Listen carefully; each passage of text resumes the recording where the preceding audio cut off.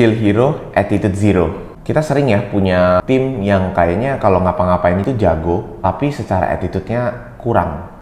Ibaratnya itu kayak kapal, tapi ada lubangnya.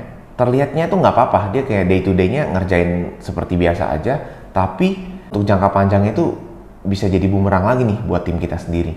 Apalagi untuk gue yang bergerak di bidang agensi ya, rata-rata kalau gue lihat customer itu ketika memutuskan untuk melanjutkan suatu kontrak dengan suatu vendor, itu 70% itu biasanya base dari attitude kerjasama mereka, kenyamanan kerjasama mereka.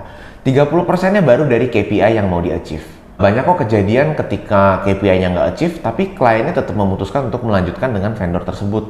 That's why ketika kita hiring, elemen-elemen attitude ini sangat krusial buat kita. Namanya hiring, kita nggak selalu sempurna, pasti ada yang terlewat dan ada yang tidak terdeteksi lah punya attitude yang kurang. Karena waktu interview semua bisa jawab dengan jawaban manis kan. That's why gue lumayan sering one-on-one dengan tim gue untuk mendeteksi lebih dalam.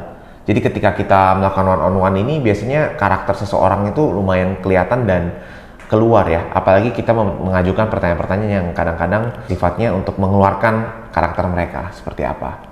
Nah, dari one-on-one inilah kita bisa tahu dan kita bisa evaluasi per orang itu seperti apa secara attitude dan skillnya ketika bekerja sama dalam tim. Ketika kita bisa nge-hire orang yang attitude-nya baik, kita nggak perlu takut sebenarnya skill dia itu cukup atau nggak cukup. Karena biasanya orang yang punya attitude baik ini punya mindset yang grow dan berkembang. Jadi kita nggak usah takut mereka nggak mencukupi skillnya, karena mereka akan push harder untuk mencapai skill yang lebih baik lagi.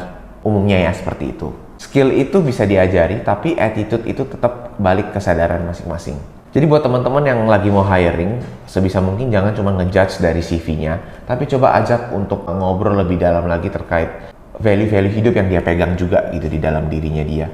Sehingga dari situ teman-teman bisa meminimalisir lah supaya tidak meng-hire orang yang salah. Buat kalian yang punya pengalaman ketemu orang-orang dengan high skill dan zero attitude ini, boleh share di komen ya, nanti kita diskusi sama-sama.